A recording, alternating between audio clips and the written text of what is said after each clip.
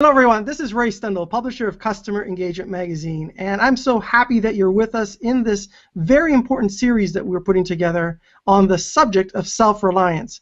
Today I have as my guest one of my good friends and an expert on this subject matter. He is the author of 16 books, 2 of which are international bestsellers, which are Relationship Selling and The Acorn Principle. He has given over 3,000 talks and is also the recipient of multiple awards in the public speaking industry. My guest is no other than the one, the only, Mr. Jim Cathcart. Welcome to the program. Yeah, thank you, Ray. This is exciting. I'm looking forward to this.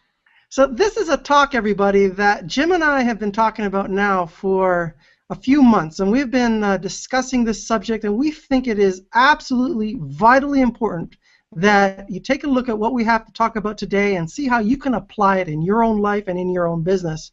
And before we get started, Jim, I just want to throw this over to you and just say a few words about some of the work that you have been doing and kind of give a little bit of context for those that may not know a lot about you. Well, I've been a professional speaker since 1977, and I've done, as you mentioned, about 3,000 presentations all over the world. I've been the president of the National Speakers Association, but I started out as a government clerk, overweight, out-of-shape guy in Little Rock, Arkansas, with no college degree and no money in the bank. And I heard Earl Nightingale on the radio and got inspired. Earl had a program called Our Changing World, and it was a motivational radio show that was about 5 minutes long. And I heard it one day, and it inspired me to change my own life, because I never expected to do much in the world. I never expected to matter. I figured I'd have a decent life, I'd be a good person, a nice guy, a good neighbor, you know. But I didn't expect to make my mark in the world. And what Earl said that day was, if you'll spend an extra hour each day studying your chosen field, 5 years later, you'll be a national expert in that field. And I thought, wow, you know, that formula actually works, and it doesn't require me to be a gifted prodigy in order to work it. Wow, I don't have to have a PhD going in. I don't have to, an hour a day I got. You know, I can do that. And so I committed myself to 5 years of fanatical dedication to learning about the field of personal development, which was what I wanted to get into. And 5 years later, I was a full-time professional speaker and author, flying around the country and giving speeches. Today, I've been the president of the National Speakers Association, served on the board of the International Federation, which is called the Global Speakers Federation. I've done things so far beyond my dreams. I even got to know Earl Nightingale himself. For a while, I was selling his recorded materials, and years later, he was selling mine. And when he passed away, I was the only outside speaker at his memorial service, in addition to his widow, Diana, and a video clip from Dennis Waitley, one of his authors.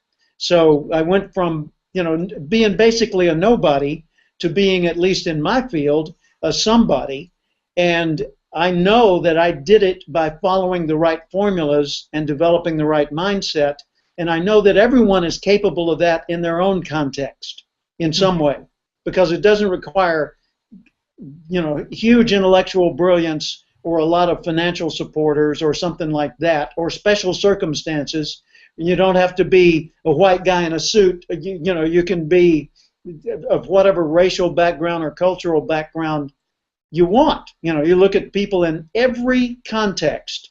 There have always been people that have come out of that ugly mess and made something of themselves. So those are the people that I aspire to be like, and I want to show other people the way to follow those examples. Be the exception to the rule. Be the person who stands out, takes the lead, and makes a difference in the world. Thank you for that, Jim. And what I love about your story is that it is a great case study, actually, for what we're going to be talking about today. Because today we have created a blueprint that we're going to share with you through this video that's going to help you become a more self-reliant individual to contribute within your own family and also within your own business. But before we jump into that, let's talk about what does it really mean to be self-reliant, and what is it? So, Jim, why don't you throw in a few thoughts on that, and I can add in some as well, and then we can talk about how self-reliance has changed, because the subject of our interview and the magazine is the rise and fall of self-reliance in America, and quite frankly, I would extend that to the rest of the world in many ways. So let's talk about defining the subject, Jim. You bet. Self-reliance means that when the challenges come, I don't have to find somebody else to rescue me. I can handle it, right? So it means that I'm self-reliant on many, many, many levels. That I can handle my own finances. I can handle my own health. I can handle my own education. I can determine how I want my life to be and change it from what it has been into what I'd like it to be.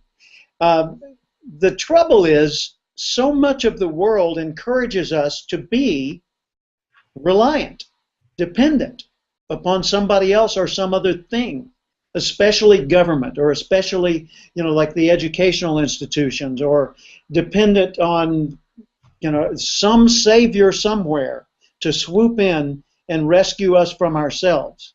But what you find as you study these people that have become the exceptional achievers across all categories is they didn't do it because somebody else gave them a hand up. I mean, they may have found lots of assistance along the way, lots of mentors and helpers and guides. There may have been some special opportunities, but in almost every case, the dominant characteristic they had was the willingness and commitment to say, if it is to be, it's up to me. I'm going to make this happen. If I have to stay up nights and study, if I have to work harder than the average person, if I have to give up some of my privileges and enjoyments in order to get this job done, I'm going to do it and take whatever time and effort it takes to get it done. Now, is there a limit to what you could commit to like that? Of course. Some things would be an outrageously big or wrong goal. But for what you genuinely want, what you truly dream about, you need to be the one who decides, I'm going to make it happen.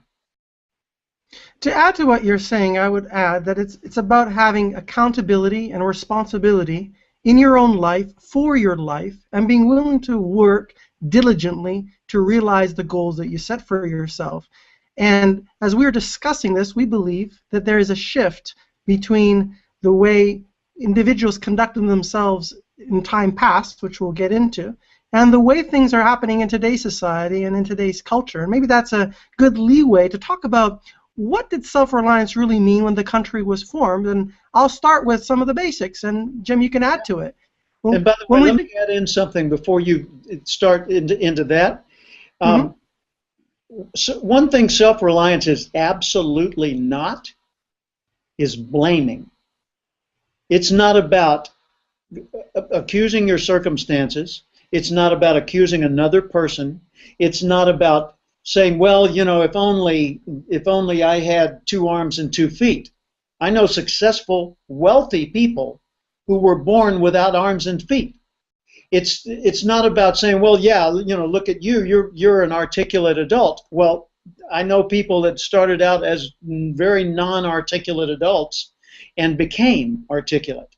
You can overcome almost anything if you decide to do it, but the commitment has to start with you. Back to you, Ray. No, I agree with what you're saying. And something else that just jumped in my mind is that sometimes I hear the expression, well, you started off with all these extra privileges or all these extra opportunities, or you had a great family and a great education and a great this and a great that. And in some cases, one must be obviously very grateful for the good things that have been in their lives. But at the end of the day, there are many people who start off with great things and don't leverage them and use them to make something of themselves, and they end up dying in the ditch as a drug addict or something equivalent along those lines, and they're not using what they had. And then there's other people who came to the country with nothing, or were born here with nothing, and were able to accomplish so much. So a lot of what we're talking about here today is not just about what you started with, but it's really what you choose to make of yourself based on what you have available. Exactly. You can look at an example like Helen Keller, a woman who couldn't speak, couldn't hear, and couldn't see. Well, good heavens, that's a formula for complete disaster. And yet, she was able to become a substantial person and really make a difference in the world. You look at people like Glenn Cunningham, who, stories from way in our past, but Glenn Cunningham suffered severe burns, and they were thinking about sawing off his legs, amputating his legs because of the burns, and yet, through discipline, iron-willed discipline that he developed over time, he not only got back to normal health, he became an Olympic runner. And he broke the 4-minute mile barrier. Wow. So there's example after example. I mean, a recent book about Louis Zamperini. Louis Zamperini was captured in World War II. He survived 40 some odd days in the Pacific in a life raft, just catching whatever food he could. And then he was captured by the Japanese and imprisoned and beaten and tortured for years on end, and then finally came back to the United States, and today is a well-adjusted, healthy man. Oh my gosh, how is that possible? So when you look at whatever it is you personally have been whining about, and I whine about things from time to time just like everybody else, just ask yourself, hey, what about the guy that was born blind? Or what about the one who has no arms? Or what about the person who was abused throughout their childhood? Or what about the one that was born into abject poverty and they made it? What are you whining about? To that point, just let's look at the circumstances we are in right now. Right now, we are both communicating through technology in front of a computer. We're living in an age when people are watching us at this very moment, creating a video which could never have been possible just a short period ago. And compare that to somebody who doesn't have any food or any water and is living in a little hut somewhere on the other end of the world. How many advantages we have in front of us to be able to take us to the next level. Precisely. Right. So when our founding fathers came here, why did they come here? To escape oppression. Because they couldn't be self-reliant where they were living. They needed a place where they could be free to make their own way, pay their own dues, suffer their own, consequences of bad choices, but to be free from oppressive, overbearing control from outside of themselves. Absolutely, and that's actually one of my favorite words in the whole English language is freedom. And what freedom really means in terms of a free society, free will, the ability to exist and grow and develop as you want to without harming others in the process. Freedom of choice, freedom of thought. Freedom of beliefs, freedom of religion, freedom of speech. Yeah. I mean, that's what this country is really based on. And if we start to go back and think about what did self-reliance really mean back when the country was formed, and we go back to the basics of food, you had to go and hunt for your food. You had to farm your food. You had to be in charge of your own nutritional plan. Otherwise, you weren't going to eat, right? Yeah, and you didn't just eat for today or hunt for today. Because if you did that on a day when you couldn't hunt or couldn't find anything, you'd have starved. So you had to plan as well as act for now. Just a few generations ago, it was common practice in a family to know how to can your food and store it for a day in which you don't have food. Now, that's a lost art. No one knows how to, most people don't know how to can food, how to preserve food. When we think about shelter, back then you had to go about creating your shelter. There wasn't a development you can just move into and pay some rent to somebody. Yeah, you built your own house. And you took a lot of pride in that, and people would join together in communities and help each other out on the big part, like a barn raising or something like that, where it was heavy lifting that required a lot of people. Then the neighbors would pitch in. And see, that's the thing. When people are self-reliant as opposed to dependent on the other people, then others are more willing to help. Because if I get it that you're okay without me, I'm happy to pitch in because I know you're not going to turn around and become a unexpected dependent and be on my doorstep every other week saying, hey, Jim, can I have another handout? Hey, Jim, could you help me do such and such? Hey, can I borrow those tools once again? No, Ray. I loaned you the tools the first time. It's your job to get the tools that you need ongoing.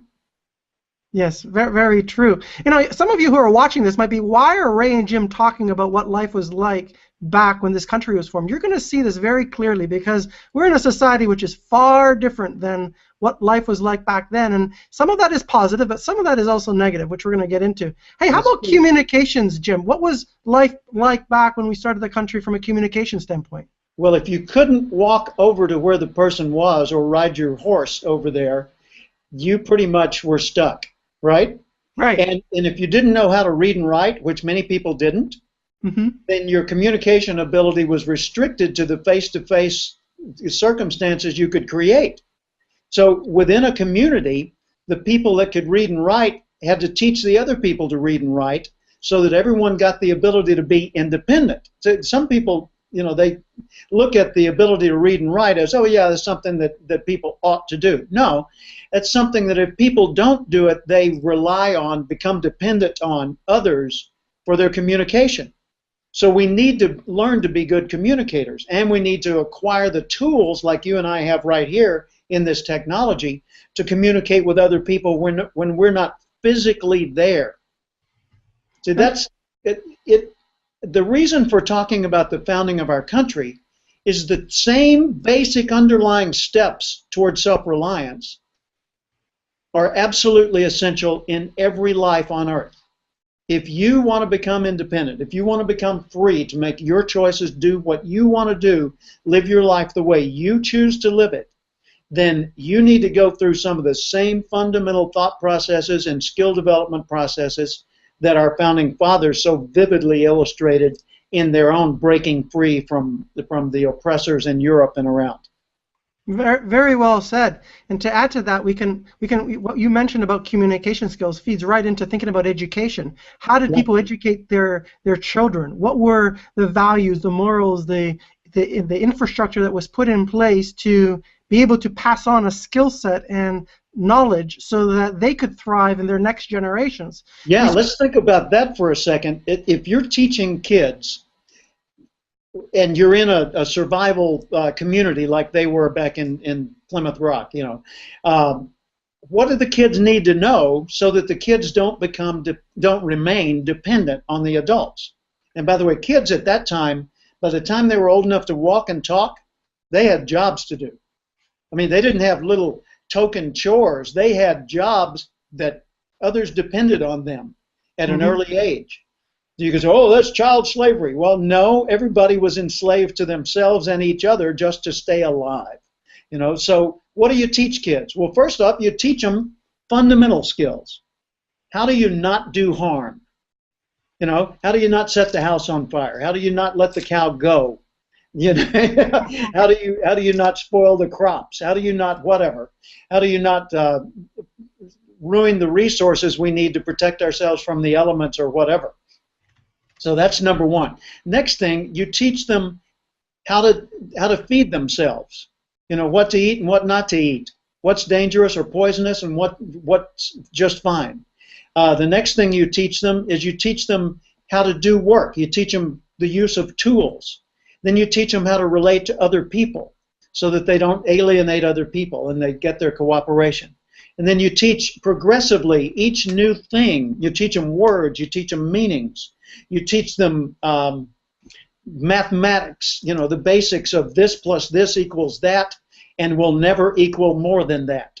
You know, so they understand how to calculate how much do we have and how much will we need and how long will it be and so forth. So you teach the thinking that causes the person to become self-reliant. Now, hundreds of millions of people have preceded us on earth, okay? Many of them were wise, wonderful people who contributed to the knowledge, the wisdom, the collective wisdom of humanity. And that wisdom gets passed along, or at least it did for many generations. And it was passed along through stories and through parents teaching children and elders teaching youngers. Okay? That was the norm in every community in the primitive and the advanced societies. What's happened is that television has become the teacher of default. The schools have been teaching, we've been assuming that the schools were teaching the skills kids needed, when in fact the schools had gone off in a very less productive direction, teaching many things like honoring diversity. Well, nice idea, but for heaven's sakes, first teach me how to stay alive, right? Okay? So the schools aren't providing all of the education that helps us get to the point of self-reliance. What's the end result? The end result is people are dependent. And when people are dependent, someone else is in control. When someone else is in control, you are by fact a victim of whatever they do. Very well said. And we think about today's school system, and we're going to talk a little bit about how the world is today and how we can start to rectify some of these challenges. We do not have a school system today that delivers on the skill set that will produce self-reliant, productive individuals. And pardon me for interrupting, Ray, but I've got a friend from long, long ago, back in the 1970s, Rick Little, not to be confused with the comedian Rich Little. Rick Little, when he was a teenager, founded an organization called Quest, and he got together with a lot of educators and leaders in the world of the field of education, and had the people co-author a textbook called Skills for Living. And then Rick went around the country and met with directors of, superintendents of schools and directors of education, and met with political leaders, even first ladies and people like that, in the White House, and got endorsement for his program to teach in public school systems basic skills for living, such as how do you manage money? How do you manage a checkbook? Well, a lot of schools don't even approach that subject. How do you set goals in life? How do you keep yourself healthy and well nourished? Not just PE, not just that, but how do you keep yourself healthy? How do you get along with people you don't yet know? And how do you get along with people you already know, but maybe you have conflict with them? How do you work out? How do you do problem solving? Identify the need, etc. There are steps in problem solving that are learnable. How do you develop the kind of critical thinking that allows you to deal with the real problem and not just address symptoms that may be the apparent problem? So Rick did that, and it's accepted in a lot of school systems, but not most. And I think something like that needs to take place in every household and every school system. First, teach us what we need to get by. Then teach us the higher level thinking things and the cultural things, like I was mentioning, honoring diversity, that sort of thing. That type of training would be so valuable if it would be put into our school system so that youngsters growing up would get that as part of their upbringing in a systematic and in a organized manner. And then adding to what you have mentioned relative to teaching them how to first of all get by, higher level thinking aboard on top of that, then you start to think about, when we look at the root of productivity and growth within an economy, we start thinking about small businesses. We think about entrepreneurship.